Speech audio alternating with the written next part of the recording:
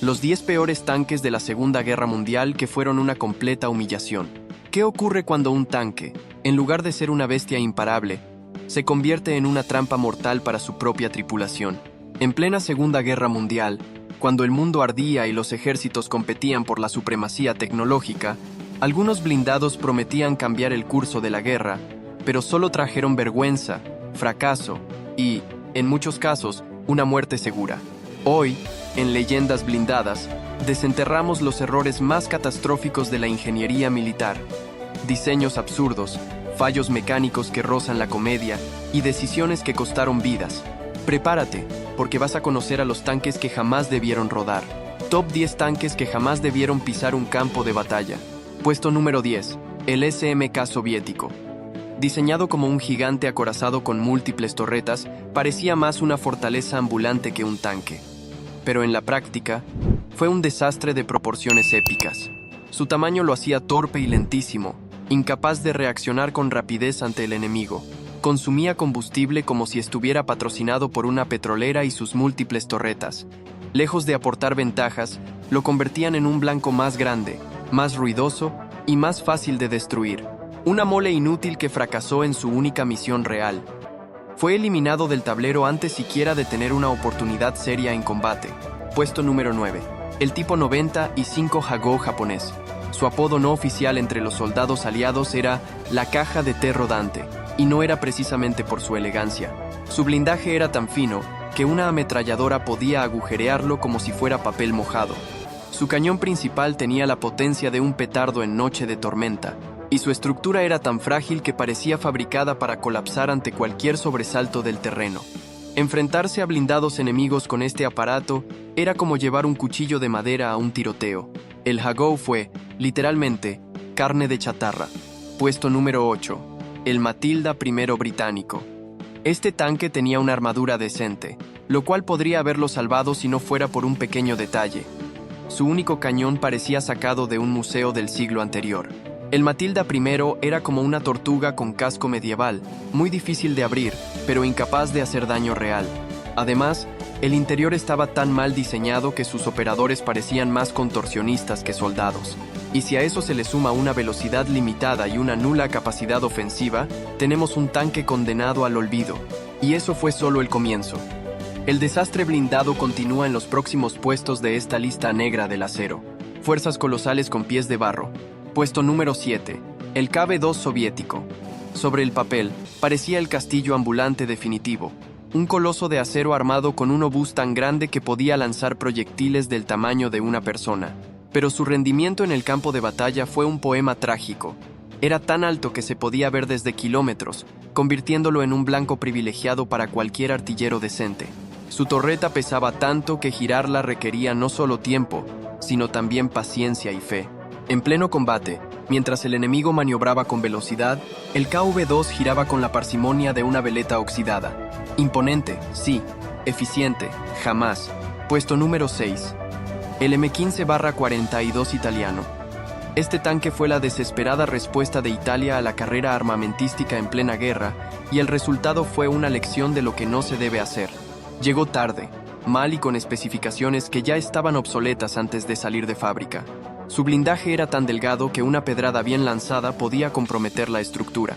Su cañón principal apenas hacía cosquillas a los blindados enemigos, y su sistema de suspensión sufría más que un burro en el desierto.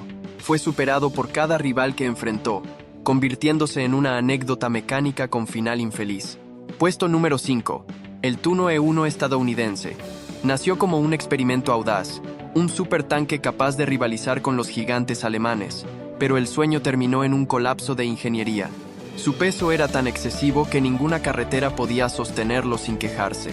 El sistema de transmisión parecía diseñado por un enemigo infiltrado y su velocidad máxima era comparable a la de un anciano en bicicleta cuesta arriba. Aunque tenía buenas intenciones, el Tuno E-1 terminó siendo un paquidermo inútil que jamás superó la fase de prueba. Y si estos titanes ya te parecen desastrosos, prepárate para descubrir los 4 peores blindados que jamás deberían haber tocado un campo de batalla. Errores que costaron vidas y reputación. Puesto número 4. El Panzerkampfwagen Neubaufahrzeug alemán. Su nombre ya es una pesadilla de pronunciación, pero su diseño lo fue aún más.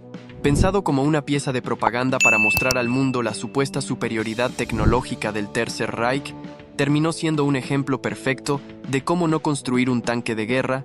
Era gigantesco, con varias torretas que daban una ilusión de poder, hasta que intentaban usarlas al mismo tiempo. La coordinación entre ellas era tan caótica que los disparos podían cruzarse o anularse entre sí. Su blindaje no resistía impactos serios y su movilidad era la de un elefante enfermo. En el frente era una diana sobre ruedas, en las vitrinas un monumento al fracaso. Puesto número 3. El Vickers británico modelo 36. Cuando los aliados aún intentaban adaptarse al siglo XX, los británicos reciclaron ideas del siglo anterior. Este tanque parecía sacado de un desfile de museos. Su estructura era débil, con un blindaje que no resistía ni el fuego ligero, y su cañón principal tenía la potencia ofensiva de un rifle glorificado.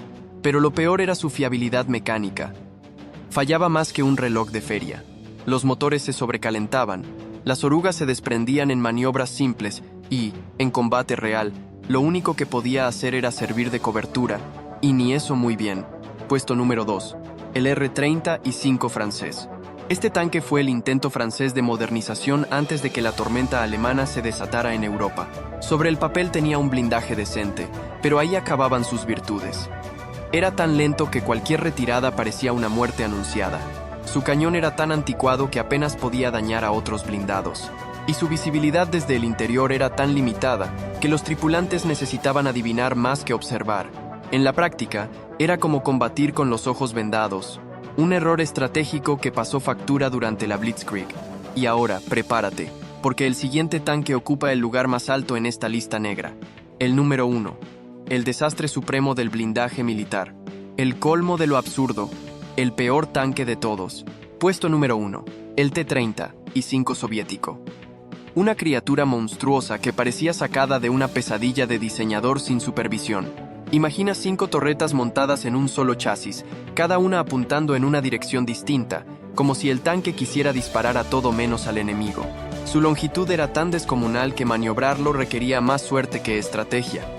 Su velocidad era ridícula, más propia de un tractor viejo que de un vehículo de combate, y cada torreta exigía su propia tripulación, lo que hacía del interior un caos lleno de ruido, humo y confusión. Pero eso no era todo. El T-35 tenía una vulnerabilidad épica.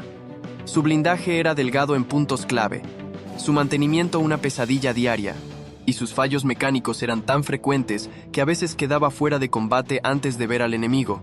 En los primeros días de la invasión alemana, muchos T-35 fueron abandonados por sus propias tripulaciones tras averías mecánicas, un símbolo de ambición desmedida y ejecución desastrosa. ¿Qué hemos aprendido tras ver desfilar estos colosos torpes, estos errores de acero sobre orugas? Que en la guerra, el tamaño no lo es todo, que un tanque necesita equilibrio entre movilidad, blindaje y poder de fuego, que los diseños deben responder a la lógica del combate, no a los delirios de grandeza, y que cada fracaso en el campo de batalla, por más humillante que parezca, se convierte en una lección grabada a fuego para las generaciones futuras, porque gracias a estos errores, la ingeniería blindada evolucionó. Se simplificaron estructuras, se mejoraron motores, se priorizó la eficiencia sobre la ostentación. La Segunda Guerra Mundial fue, al mismo tiempo, un campo de pruebas y un cementerio de ideas fallidas.